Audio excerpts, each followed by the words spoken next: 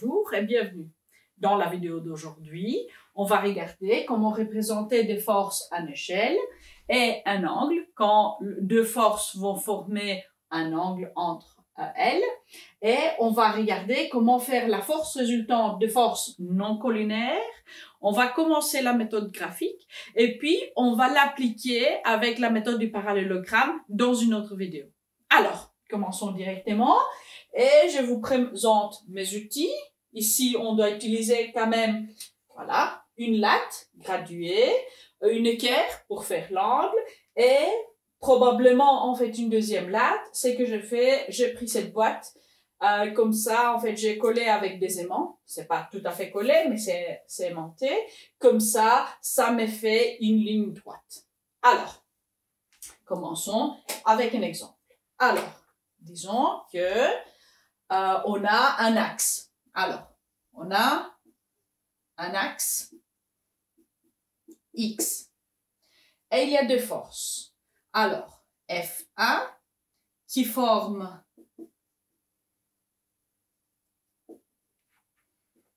un angle de 20 degrés avec l'axe et a une valeur de, disons, voilà, 15 newtons. Et on a une force F2 qui forme un angle de, voilà, je mets les symboles pour répéter la phrase au-dessus, qui fait un angle, disons, de 110 degrés avec l'axe X et a une valeur de, disons, 20 newtons. Okay. Et voilà, ces forces, on doit les dessiner. Maintenant, pour bien les dessiner, on doit choisir une échelle. Comment est-ce qu'on fait ça? Ben, on regarde notre latte. Alors, ma latte ici va jusqu'à 35 cm. Je peux soit utiliser 1 cm par newton ou peut-être 2. Et là, je continue un peu plus. Alors, pour mieux le faire, pour ne pas avoir allongé ma latte, ça je pourrais faire, mais ça va pas être exact. Ce que je vais faire, je vais prendre une échelle de 1 newton par centimètre. Ce qui va faire que la force de 15 newtons, je vais la dessiner d'une longueur de 15 cm. Et la force de 20 newtons, je vais la dessiner de 20 cm. Ok, alors, commençons. Je vais d'abord noter l'axe. L'axe X et l'axe horizontal. Alors, mettons ici. Maintenant, ce n'est pas absolument nécessaire que ce soit que l'axe X soit mis à l'horizontale. En vérité, on peut mettre notre axe X comme on veut. Et pour ceux qui font sciences générales, savent que dans le plan incliné, on peut en fait le mettre aussi dans une inclinaison, l'inclinaison du plan incliné. Alors, voici notre axe. Maintenant, on va dessiner les deux forces, F1 et F2. La première chose qu'on va faire, c'est de trouver les angles formés avec notre axe X. Je vais mettre ici un point d'origine au 0 et je mets mon équerre. Voilà, je sais que mon équerre est petite, mais on a fait ça en classe et on a fait grand. Et on va prendre 10, 20 degrés ici. C'est plus ou moins correct. Et l'autre, c'est 110 degrés. Et alors, ça va sortir par là. Alors, voilà. Je laisse mon équerre et je commence à dessiner. Alors, ici, on a l'angle de 20 degrés. Et alors là, je dois dessiner à partir du 0, 15 cm avec une flèche au bout. Maintenant, les 15 cm, c'est y compris la flèche. Alors, je mets mon 0 ici. Et ma latte qui va passer exactement du point que j'avais marqué. C'est un peu plus difficile avec le gros marqueur qu'avec le crayon sur la feuille. Et alors, voici les 15 cm qui vont représenter la force F1. Alors, voici la force F1. Elle inscrit un angle de 20 degrés avec l'horizon, l'axe X. Et maintenant, dessinons l'autre, la F2, qui va faire 110 degrés. Alors, je vais prendre une autre couleur, seulement pour faire colorer. Et je vais faire... Alors, je vais passer par le 0 et par le marque que j'ai fait pour l'angle. Et je commence ici exactement à 20 cm pour arriver jusqu'à 0, 0 y compris. Oups, ça n'a pas écrit jusqu'à la fin. Alors, j'ai fait ici, ça va de 0 jusqu'à 20 cm. Je vais mettre la flèche jusqu'au bout. Et alors, ça compte 20 cm du point d'application jusqu'au bout de la flèche. Et je lui donne le nom qui est F2, avec la flèche sur la tête. Maintenant, on a déjà dessiné nos forces. Ici, c'est les 110 degrés. Maintenant, regardons comment on peut trouver la force résultante. Alors, imaginons que vous avez ici, je sais pas, une balle, un traîneau, quelque chose. Et il y a deux personnes qui vont tirer un peu comme ça. Vers où est-ce que l'objet, disons le traîneau, vous êtes sur la neige, et vous êtes deux amis à tirer, vers où est-ce que ce traîneau va partir? Ben, on peut imaginer que ça va être plus ou moins, en fait, quelque part, dans la diagonale qui prend en compte ces deux forces. En effet, la force résultante de ces deux forces va être plus ou moins, en fait, dans cette ligne-là. Maintenant, comment savoir et comment faire? Alors, pour cela, pour additionner, on va utiliser un petit théorème de maths, de vecteurs. Alors, ceci dit que si on a un vecteur A et un vecteur B, pour faire A plus B, c'est qu'on doit faire, on doit les mettre l'un au bout de l'autre. Alors, je vais redessiner ici, ça c'est le A. Et ici, B, je vais faire un B' qui est même que B, mais qui a subi une translation. Peu importe où il est allé pour commencer son point d'application et le bout de la flèche de A. Alors, le théorème en maths nous dit que l'addition de ces deux vecteurs, c'est un vecteur qui a comme début le début de la première flèche du premier vecteur et comme fin la fin du deuxième. Alors, A plus B est égal à C, où C, c'est vraiment exactement en fait la flèche qui commence par le début d'un vecteur et termine à la fin. Maintenant, on peut, comme toute addition, dire que A plus B est égal à B plus A. Et ça, c'est exact parce que c'est qu'on peut faire. On peut mettre B ici. B, ça va être plus ou moins comme ça. Et maintenant, faire une translation pour les A qui viendra ici. Alors, ça va être A', ça va être B, 2'. Alors, le B, 2', comme le B', sont des translations de B. Et peu importe où on fait la translation, vous voyez que finalement, on commence au début et on termine à la fin. Et la résultante, alors l'addition de deux vecteurs, va être toujours la même. Vous voyez aussi que ceci va former un parallélogramme. Alors, ça, on va utiliser dans une autre vidéo, exactement, pour trouver comment dessiner la force résultante. Ici, on va voir en général, et là, on va voir en précision. Vous êtes vous devez être capable de faire ceci avec une précision de autour d'1 millimètre. Alors, maintenant, si on a ces deux forces et on veut trouver la résultante, qu'est-ce qu'on fait? On va prendre l'une pour la mettre au bout de l'autre. Alors, comment est-ce qu'on fait ça? On doit faire le parallèle. Et comment est-ce qu'on va faire le parallèle? Alors, c'est pour ça que je prends ma deuxième latte. Alors, ça va effacer un tout petit peu l'axe, mais c'est pas grave parce que l'axe, on peut le refaire à tout moment. Alors, je prends ici.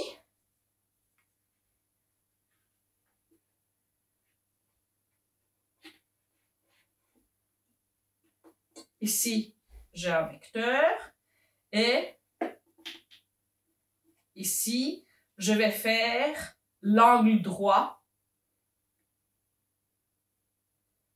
qui va avec ce vecteur. Bon, la boîte n'est pas l'outil parfait, mais vous pouvez mettre une autre latte sur votre feuille et ça va bien fonctionner. Alors, qu'est-ce que vous faites là? Vous faites une translation jusqu'au bout et vous arrivez au bout de la flèche F2. Et là, vous faites la flèche F1',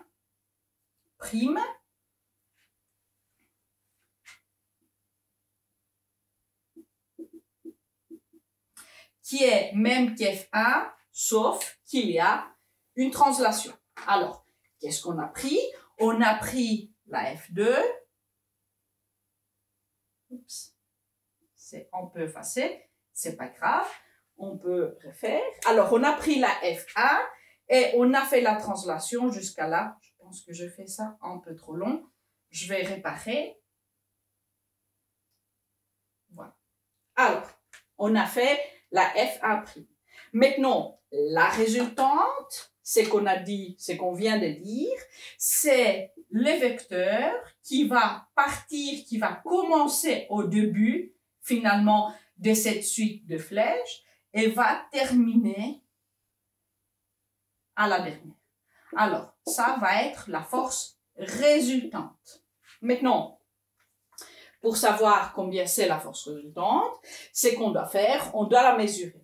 On va utiliser notre latte. Alors, quelle longueur est-ce qu'on a?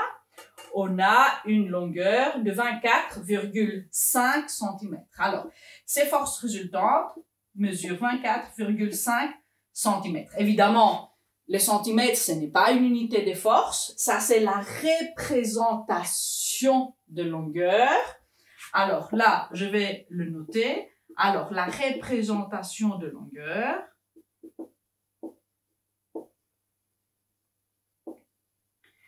qui, vu mon échelle, va correspondre à 24,5 newtons. Alors, la force résultante aura une valeur qui va être 24,5 newtons. Est-ce qu'on a terminé? Est-ce qu'on a trouvé la force résultante pour toujours? Eh ben non. Pour définir une force, on a besoin du point d'application, ça on a, les zéros.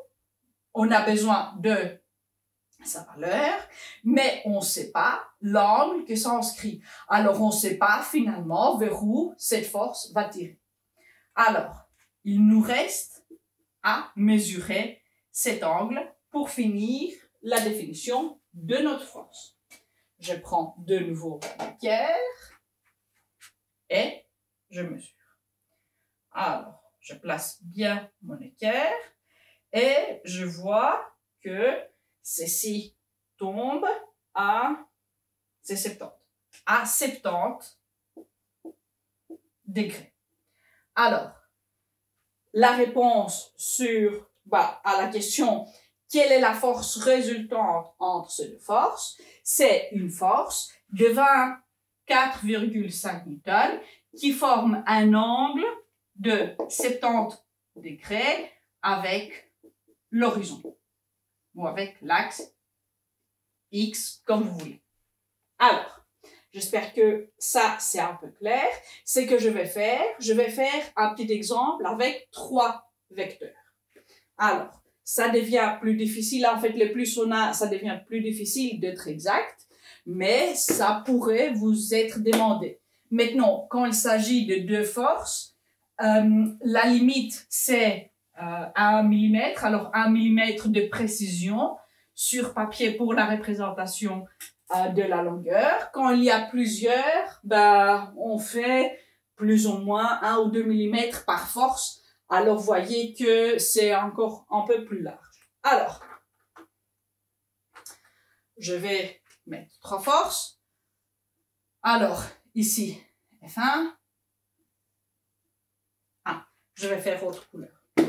Je vais faire beau et coloré. Alors, je vais prendre ici F2 et je vais prendre un brun, pourquoi pas, F3. Ce qu'on veut savoir, c'est la force résultante de ces 3 forces. Alors, on ne peut que finalement additionner ces 3 forces si ces 3 forces agissent sur le même corps et si on peut considérer les corps comme ponctuels. Comme ça ne roule pas, ça ne commence pas un autre mouvement. Mais en tout cas, pour tout ce que vous aurez dans votre cours, vous pouvez prendre en fait cette assumption que on parle seulement de corps ponctuels. Alors, on va commencer prenant un point d'origine O. Ce qu'on va faire. Puis, on doit faire le parallèle de chacune des forces. Comme ma boîte en passant peut effacer, ce que je vais faire maintenant, je vais faire à la main et à l'œil pour seulement vous montrer comment ça se passe. Mais, comme je vous ai montré avant, vous pouvez faire sur papier, c'est beaucoup plus facile de faire le perpendiculaire et de faire la translation en bougeant votre latte ou votre équerre, si vous n'en avez pas. Alors, je vais mesurer la longueur et ici, ça tombe exactement à 22. Alors, je vais essayer de faire une translation et je vais noter F1.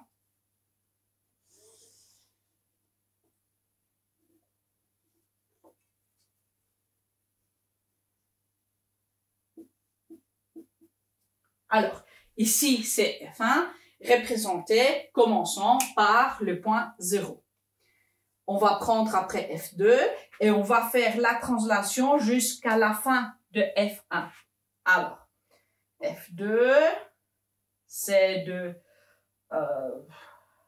15,5 cm. Et je vais essayer de faire la translation le plus habilement possible. Non, ça part. Alors, d'abord, je prends mon marqueur.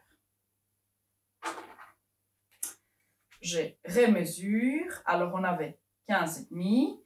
On avait 15,5 dans cet angle-là. Et commençons par 15. Non, c'était bon.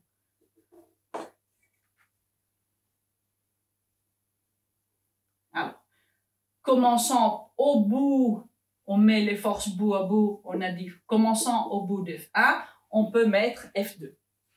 Puis, voilà, on ferme les capuchons du marqueur violet et on va prendre le brun pour prendre aussi F3.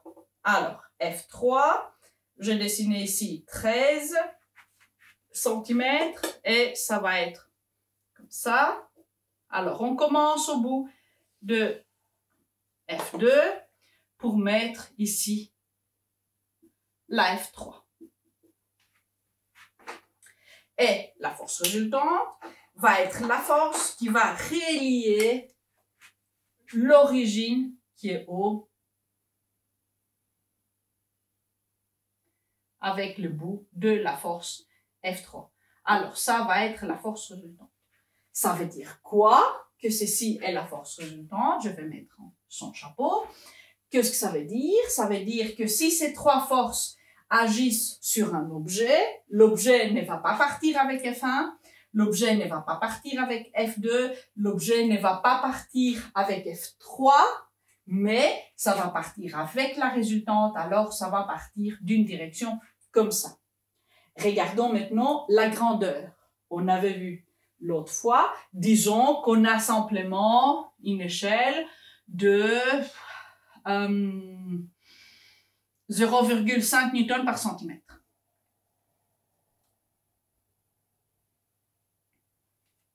OK? Alors, ici, on avait 22 centimètres.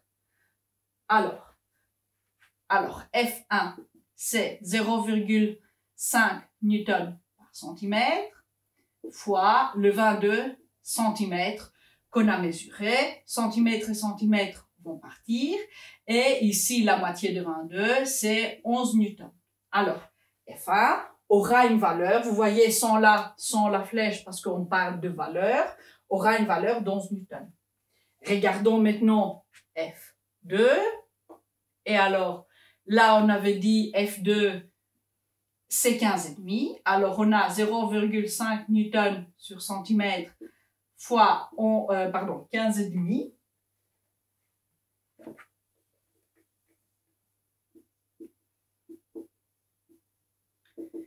Centimètres. Le centimètre vont partir. 15,5 divisé par 2, ça va faire 7,75 newtons. Alors, la grandeur de F2, c'est de 7,75 newtons. Regardons maintenant F3 en grandeur. F3, c'est de 13 cm. Alors, F3, c'est 0,5 newtons par centimètre fois 13. Ça va donner 6,5 newtons. Regardons maintenant F3.